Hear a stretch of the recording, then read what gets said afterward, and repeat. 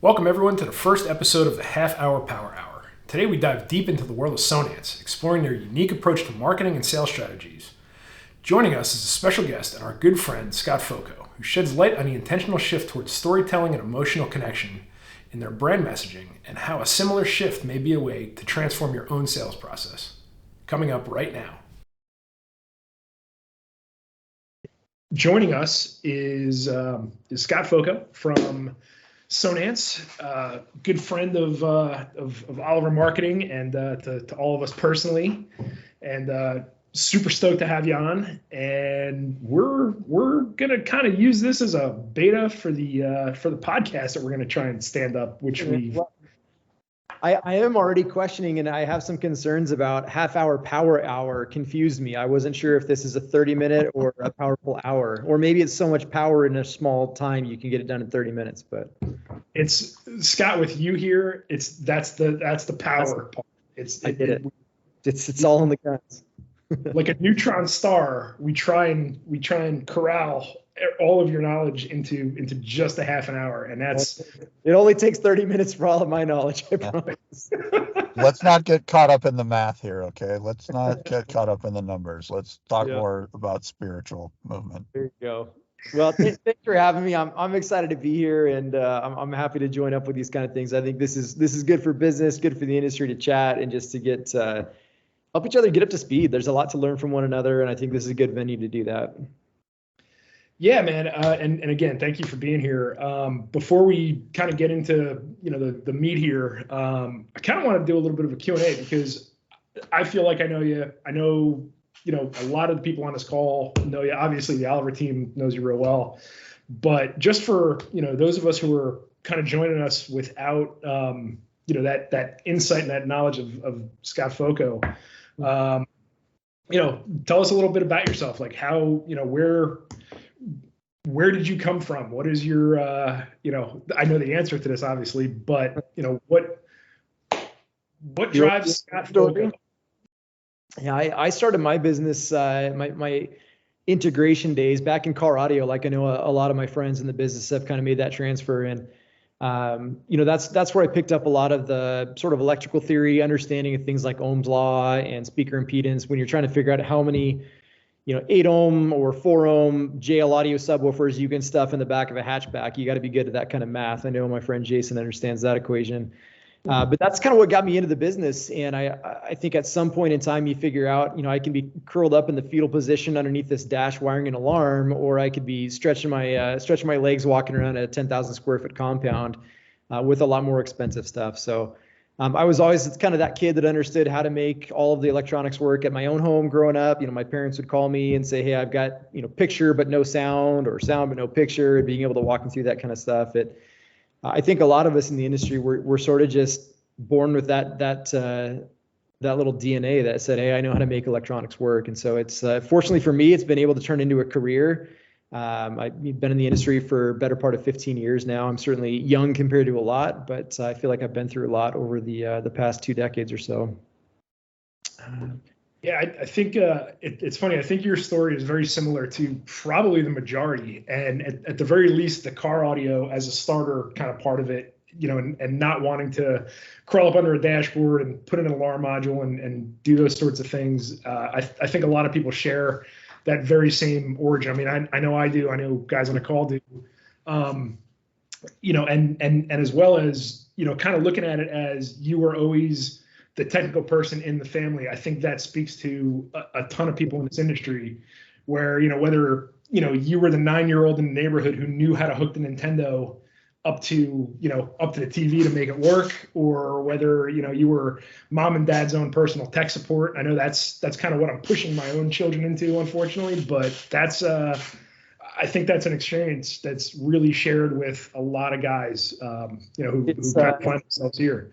It's a fun hat to wear when you're 17. I think by the time you hit 40, you're like, I wish I wasn't this guy because I don't want my friends and my neighbors calling me anymore. Leave me alone. I get enough during my day job.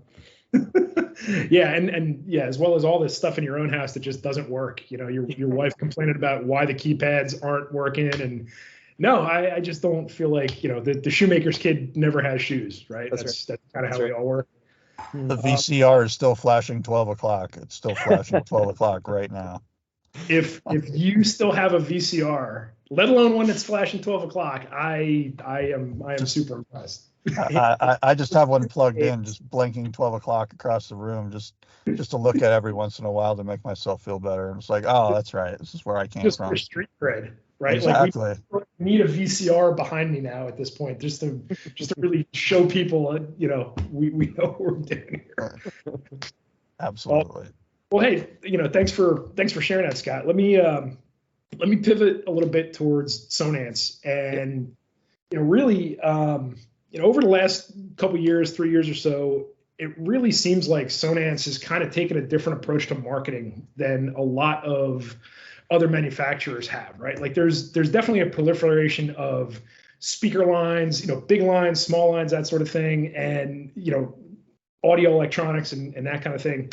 It seems like Sonance is really doing a lot more in terms of storytelling and kind of getting their brand out there. I mean, was that intentional? Was that a planned thing? Is that sort of what the strategy, did you guys flip a switch and come up with this, or?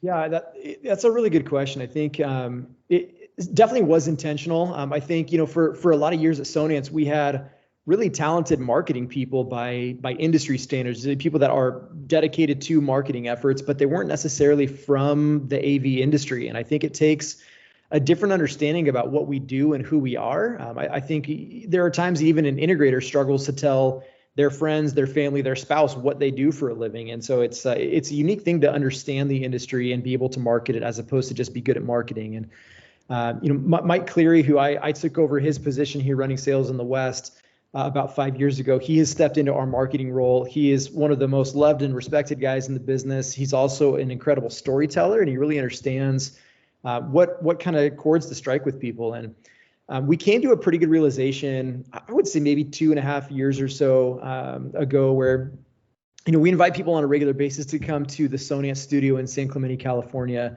I'm sure some folks on the call have even been able to visit with us, but traditionally those tours, we get you into a room and welcome everybody. We do some Q&A stuff, but one of the early things we do is get you into a speaker room where we talk about the different models in the lineup and VP, which is one of our biggest categories. We would actually take samples of cone materials and pass them around the room and talk about the difference between a paper cone or a polypropylene versus a carbon fiber ROACell, and talk about how that impacts the dynamics of the speaker. And what we realized, which it took us far too long, is that the message that we were training our dealers to preach was a message that does not really connect with their clients. And so they would come home from these really fun and exciting trips to Southern California where they got really immersed in the brand, but they came back bigger nerds than when they left. And when they went to have conversations with their customers, the only leg that they could stand on was to say, hey, I really think you're going to like this carbon fiber ROACell and ceramic dome tweeter. And like you talk about a fast way to lose a customer is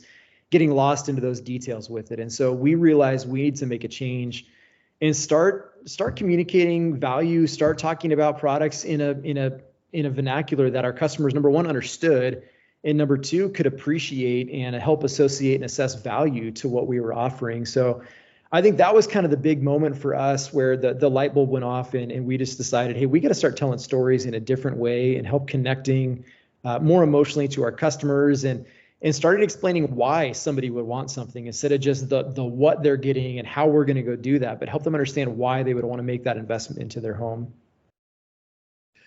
So, and that is natural. It seems like it's funny because one of the things that's being thrown around a lot these days is start with why, right? Like, everybody, I think by now has probably seen, the TED Talk. And if you haven't, definitely check out Simon Sinek's, Start with Why, read the book. It's one of these kind of life-changing things. And obviously that's not the point of this conversation, but it seems like that's becoming more of a trend where when we can identify the why, a lot of things just kind of fall into place, after that. So I've heard you use the term a lot, what's the story there? Yeah. So The timing of Simon Sinek's talk was actually really fortuitous for us at Sonance. This came out, I want to say like 2012, 2013. It's not a new concept. I think it's like the second or third most watched TED Talk on YouTube. Like Chris said, like definitely worth your time. If not the whole book, take the 15 minutes and let that help shape some of your strategies on sales. But the idea behind the topic is to say that the what and the how are what we tend to lead with from a sales perspective, and we usually follow that with why. And the challenge in so many cases is that you lose customers, you lose the focus when you start with the what and the how, and you miss the opportunity to explain why something would matter in the first place. And so to give you an example of where this struck out for Sonance, back in 2012-13, is when we launched our first outdoor landscape audio systems. And this was kind of a newer idea in the industry. We weren't necessarily the very first to get there. Our brothers now from James Loudspeaker actually started this category by taking light fixtures apart and stuffing speakers into them, but they had a really hard time marketing that message. And so at Sonance, we went out and started talking to dealers and getting this out in the market and bringing this out as a relevant category. And of course, we would bring into the studio, we'd do the trainings, do the demos, and talk to them in the way that we usually would, which is all about the what and the how. And in turn, our customers would go home and they would meet with their clients and they would tee this up with somebody in the backyard and say, Mr. and Mrs. Jones, in your backyard, what we're looking to do here is bring you out a system that has a bunch of 4-inch satellite drivers. It's a 2-way concentric mid-tweet, pivoting knuckles on them. They match, they bury into the ground with ground stakes. Those are going to cover your mids and highs. But then we're also going to bring in subwoofers, big speakers that will bury in the ground. Don't worry about how long those runs have to be because we're going to use a 70-volt amplifier and use digital signal processing. And by the time they finish spitting this out, the customer has either walked away from the conversation or has already decided, like, this guy is insane. Who does he think we are? We're not building a nightclub out here. And as soon as they got some pushback, the dealer would go, oh, wait, well, what's cool about this is, and then they would dive into the why behind it. And so the timing for Simon's concept to start with why was really, really helpful for us because it changed the way that we were approaching landscape audio sales to where we would start with why. We would say, Mr. and Mrs. Jones, in your backyard, our goal is to provide a solution that gives you a really comfortable musical experience in the backyard. We're going to make sure that no matter where you are in the space, you're close enough to a speaker that it's comfortable, it's quiet enough that you can still have conversations. It's going to be well-balanced sound. If you want to turn it up and have a party, don't worry, there's plenty of headroom to do that. But our goal is to make sure that we provide a really comfortable atmosphere in the space. The way that we're going to do that is by supplying a combination of satellite speakers and subwoofers and a specialized amplifier system. But it's a much different conversation when you frame the why up front as opposed to leading with the what and the how. It just it eliminates all the context and it provides your customer a chance to understand the reason for something before you just jump into the what and the how. So that's a big part of what we took away from that talk, and it's really been sort of a fundamental pillar in the way that we strategize and market our products today is to really lead with the why. So that kind of dovetails into a little bit of sort of why we dragged you here today. It took you away from your respite at your lake house, obviously, judged by your background. But one of the things that we wanted to discuss was, selling through passion and emotion kind of dovetails right into that why, right? Like you can get people passionate and excited about products and their system and their design that the integrator is providing them by selling them on passion and excitement and emotion. Now let's kind of dive into that a little bit because that really does seem to be the strategy for successful sales of Sonance and James and all these things, and it really kind of reinforces what Sonance is doing.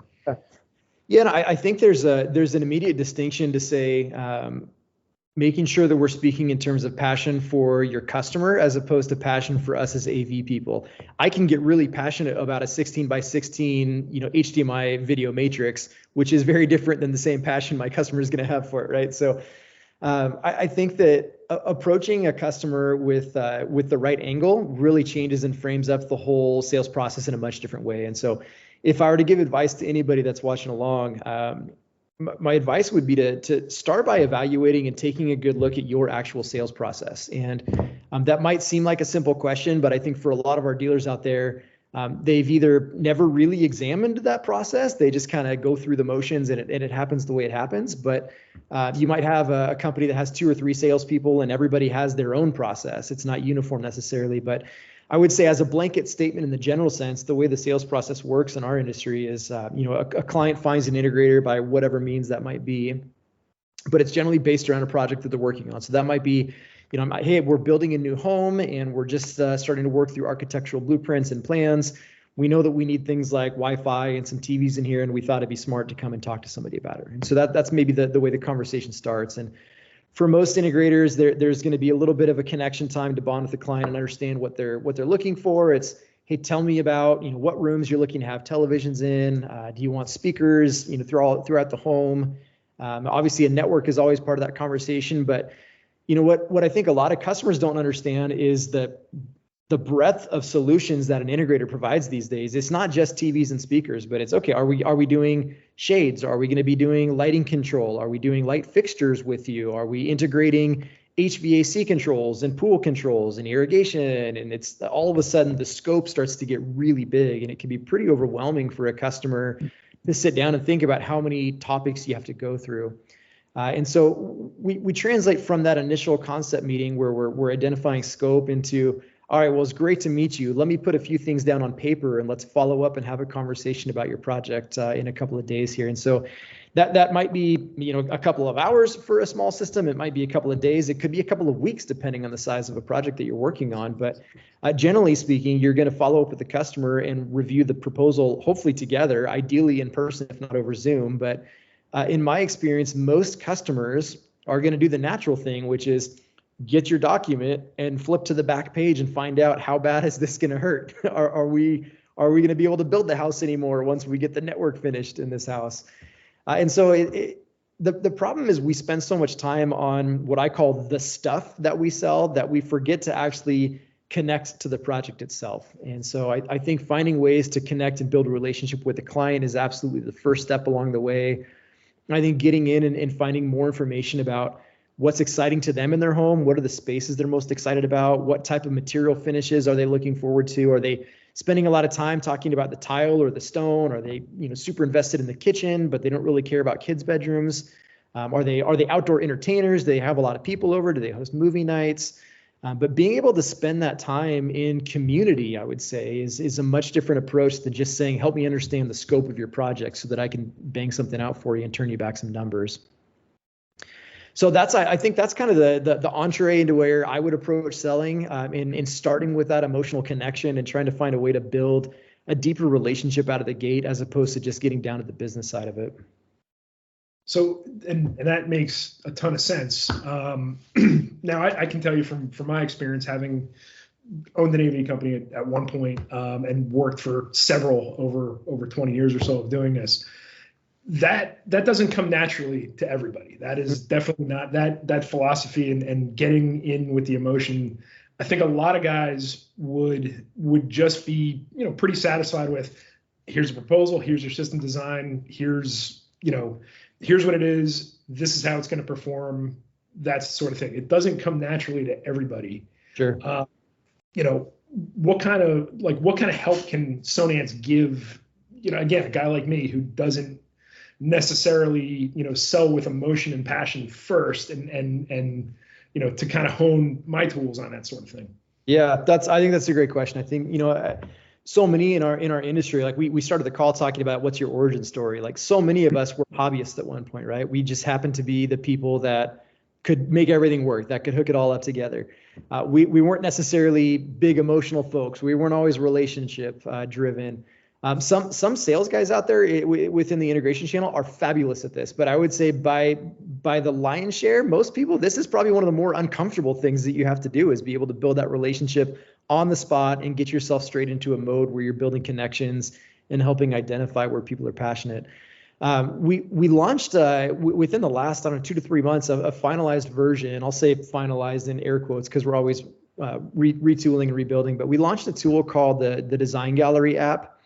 And this is something that I would say, if you're struggling to find a way to get into these conversations where you're talking about design of the home and areas of passion and things like that, I think the tool is something that can really help give you some legs to stand on. And if you're okay, Chris, I might actually share a screen. I've got this app on my machine here. So let me hit this. You might see yourself here for a second as I flip through a screen here, but this is the tool. It comes in a couple different flavors. One is on an app that runs on an iOS device. So whether this is on a Mac desktop, if that's on an iPad, you can get it for your phone. Just remember that this is a tool that's going to show up as a 3-inch screen. So it's not something I would say is ideal for you to be working through with your clients, but you can access it through the iOS devices. You can also go to sonancedesigngallery.com and find this tool in its same form.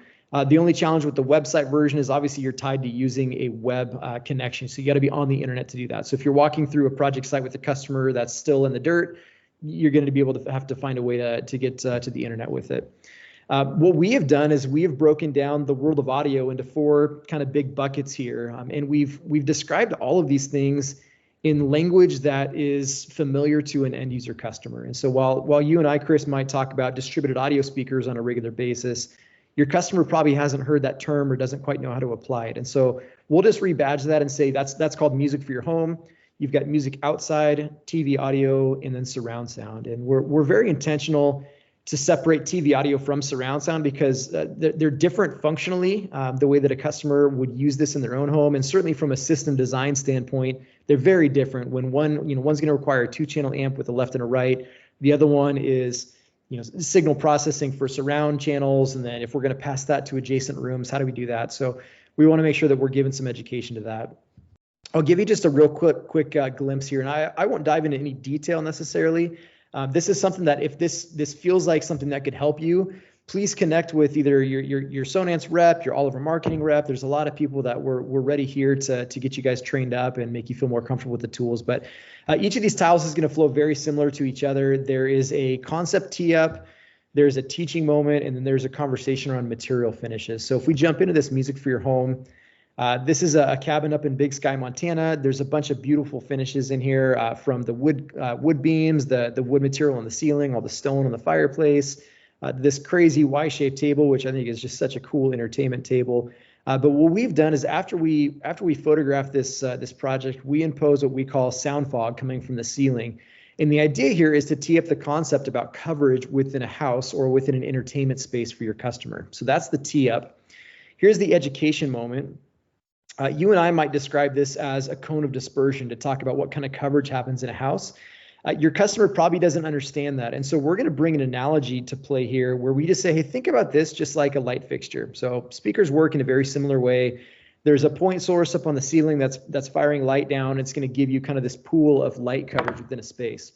If this is an entertainment zone or a larger space in your home, if we were just to put 2 bright lights up in the ceiling, you may have enough light directly under that beam. In fact, it'd probably be uncomfortable under the beam because there's so much focus there.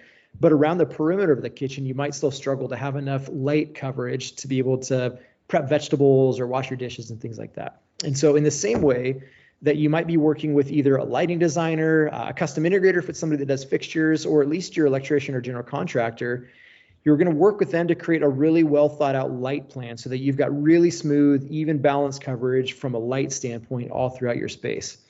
Well, at Sonance, at Scott Foco Audio Video, fill in the blank, we take that same approach from a sound perspective. We want to make sure that we give you an equal amount of coverage so that no matter where you are in the space, you don't ever feel like you're directly under a speaker, but you feel like you've got that smooth, balanced coverage, kind of like what we talked about with landscape audio earlier. Now, you might look at this and say, hey, that feels like it's a lot of speakers in one space.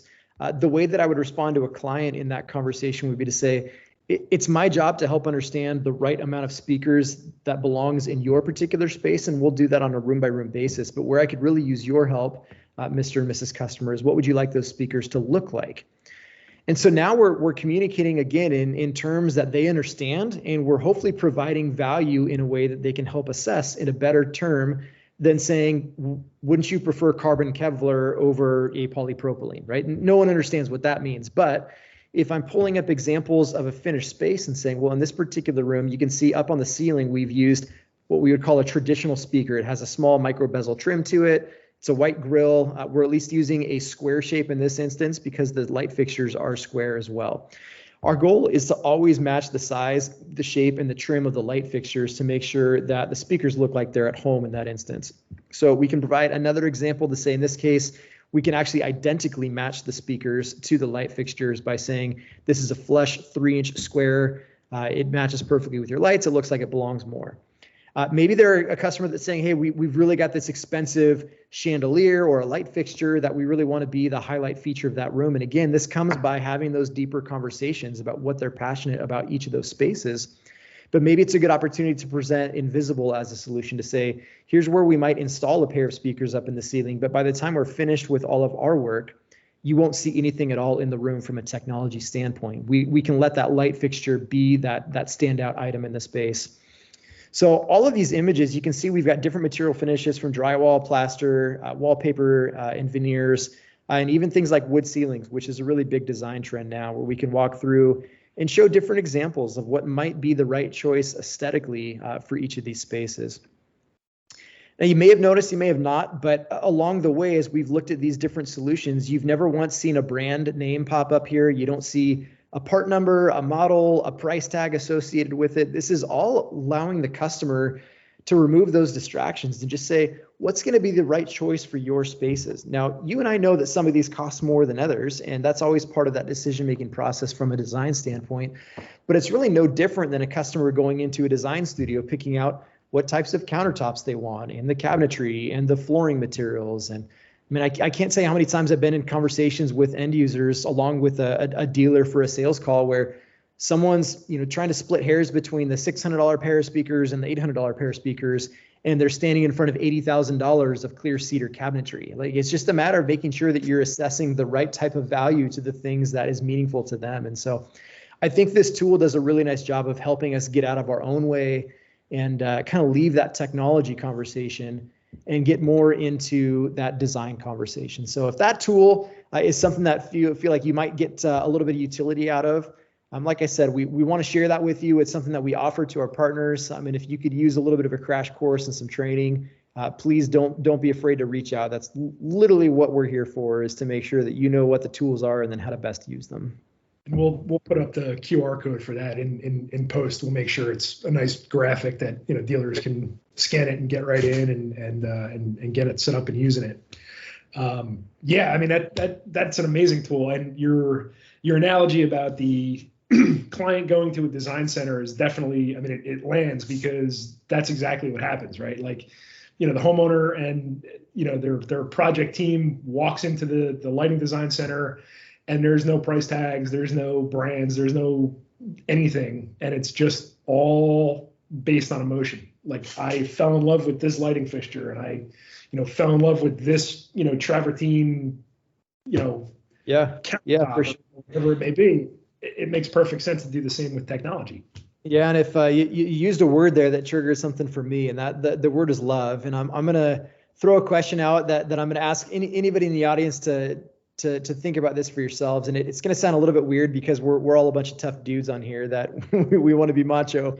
But let me pose this question to you and just reflect on it for a second. It's something I've been asking for a couple of months now, and I think it really makes sense to at least think through this a little bit. But for any of you out there that are working with customers on the sales or design side, the question is, at what point during your sales process do you allow time and space, or maybe even do you allow time and space for your client to fall in love with their project? And that's not to say just the materials that they're choosing from countertops and cabinetry, which we know they do get passionate about, but when it comes to how are you going to integrate an entire home with technology, do you create space and opportunities for them to go, man, I can't wait to see how this turns out, or I love what we're doing here, these products that we picked out, or those custom wood trims we're going to build into our ceilings. I think trying to find ways to identify and create that space, create that moment, will really change the way that your relationship works with your customers and clients. You'll transition from being a sales guy on the project, which they're going to run into time and time again, to becoming more of a design partner. It's looking out for their best interests. And I think if any of you have worked with interior designers along the way, you know that they have this unbelievable ability to almost force customers to spend money on things just because they know that they're going to love the way they turn out. It's a really unique skill set that interior designers seem to have. And if we can learn anything from them, it's figuring out how to build trust, how to build a relationship, and be able to recommend solutions for your client based on what you know they're going to be most interested in.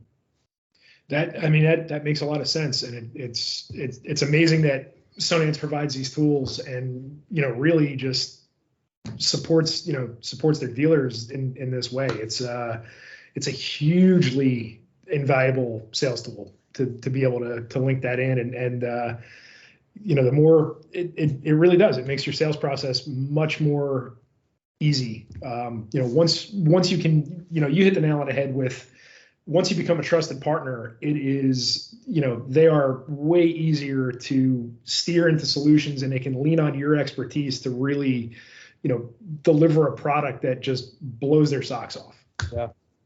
I've worked with a few clients, friends of mine recently, who, we went through a lot of these design options together, and, a lot of the decisions came down to, at the end, they call me Scotty because I've known him forever. Scotty, you know us. What should we do here?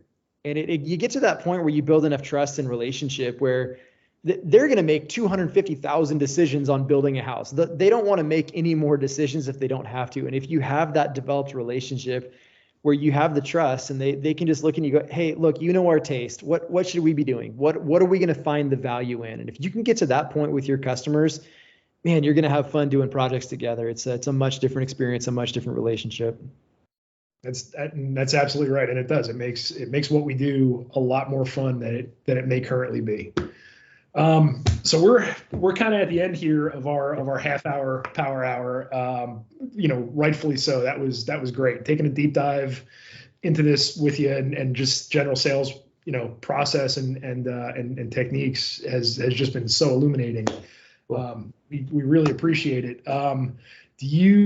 Might you have a couple of minutes to kind of get into what's coming in 2024 from Sonance? Yeah. Do you want to? Yeah, if we got any soldiers that want to hang with us here, I'd be happy to take you through. Let me switch decks here out of our design gallery, and I'm going to pop you into a little bit of a tee-up on our new VX and VXQ product. This is scheduled to launch Q1, which if you're a sales guy, that means January 1st. If you are on the operations side, it means March 31st. So I'll let you guys read between the lines on where you think it's actually going to hit. But Q1 is the language we're going to use. All right, real quick, and I know I'm short on time, so I'm going to go fast here. This is going to launch mid Q1 of 2024. This is our new VX line that will replace VP. I was not super pumped about the refresh of VP because I thought we had a product that wasn't broken. There was nothing wrong with it. It was a good sounding product, and so I wasn't too keen on why we needed to go through and make the whole refresh. Last week, I was in St. Clemente at our headquarters and had a chance to listen to this product, and oh my gosh, it is a absolutely different animal. I can tell you that the performance we're getting out of our $400 speakers is on par with what we have been getting out of our $800 or $900 pairs of speakers. So from a performance standpoint, there are leaps and bounds of differences between our previous gen and our new gen. So I'm going to skip performance because it's not something I can prove over a webinar, and we'll prove that to you in person once this product is out in the market and live. Our rep teams will have plenty of samples to get out to you and do some live demos. But let me talk you through a couple things that are very unique and different, one of them being installation. So what we have done is we've created a concept design that allows you to install these in 2 or 3 different form factors. One opportunity is what we call a one stage. If you're familiar with the way our speakers install today, you take them out of the box, you cut a hole, you put them up in the ceiling, you screw in 4 dog legs, and you move on. If you like that method and you don't need to have any kind of 2-piece install, great, do it the same way. The frame allows you to keep the speaker built into that frame piece, and then you can install it just like you have today. There's nothing different from the installation. If you prefer a 2-stage method, which for me, I've never had an issue with the 1 stage, but I did think about the fact that I've spent a little bit of time in my life on top of 8-foot ladders on the very top step where it says do not stand here, on top of some very expensive floors holding a heavy speaker and trying to pinch speaker terminals while threading wire in, and there's a little bit of an exercise there. So what we have is an option for a 2-stage install where you can actually separate the install frame from the speaker itself, which means you climb your ladder with no weight in your hands. You basically are going to take your speaker bracket, put it up in the ceiling. The wire terminals are actually on the frame of this piece, and so you don't have to screw around with holding a speaker while you terminate wires. You'll strip your wires back, you'll put them into the terminal connections, you'll put the frame up. We're using a double thick thread on these, so what I'm told is 2 turns of a screwdriver and your dog legs are secure. So really interesting, the fact that you don't even necessarily need to take a 20 volt drill up on a ladder with you. You can basically go up with a screwdriver, and 8 turns later, your whole bracket is in and secured. Once the bracket is in and your wire is terminated, then you can leave everything on the ground with you and just take that speaker up and have 2 hands to simply click your speaker into place. There's a blue fin here that gives you alignment onto where this is going to install in the frame. That's to make sure that it's pairing up correctly with the speaker terminals.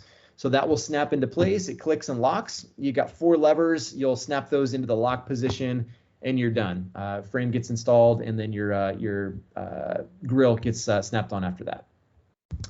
The other thing that's unique and different is from an aesthetic standpoint, we have a couple different ways that we can match the design and the style of the space. So obviously we've got different sizes and shapes, round and square as you're used to seeing. The big change here is we have different trim options. And so what you're used to seeing with a small micro bezel trim still exists today. If you'd prefer to go with a trimless style where we go flush and we wrap around the edge of the speaker, you've got an option there. And then we also have trimless methods which allow you to go flush into the ceiling altogether. So that's going to be using one of our gypsum platforms, which allows you to mud the platform into the ceiling and then drywall over the top of that opening and then install your speaker flush all the way. So you've got a couple different styles that you can go through and install these to make sure that you're matching the size, the shape, and the trim, meaning that you can use the least expensive speaker and the most expensive looking finish if that's your flavor. So lots of really exciting things coming with new VX. We'll have a lot of launch information for you in Q1, and I'm sure our rep teams will be getting around to do a lot of education and training along the way. So with that, let me end sharing, and I'll say thank you very much for the time, and I'll turn it back over to Chris to wrap us up. Sounds super awesome. That's I definitely dig the 2-piece, the 2 different installation things. If you don't want your guy balancing on top of a ladder, I think that's fantastic. It definitely makes life easier. So we're definitely over time, but I think we're justified in being so. This was very enlightening and great conversation to have with you, Scott. And again, thank you so much for joining us. We're going to keep doing these things and kind of keep moving forward with them. So we hope to see you again. We can come back and talk about some more stuff. This was absolutely fascinating. So thank you again for being here. Thanks for the invitation. Fantastic insight, Scott. As we wrap up today's episode, we want to express our gratitude to Scott Foco for sharing valuable perspectives on Sonance's marketing evolution and the importance of emotional connection in sales, as well as giving us a look at the new VX line of speakers. Thank you for joining us for the half-hour Power Hour. Stay tuned for more exciting discussions with industry leaders. And remember, it's not just about the products, it's about the experiences they create. Until next time, remember to have fun out there.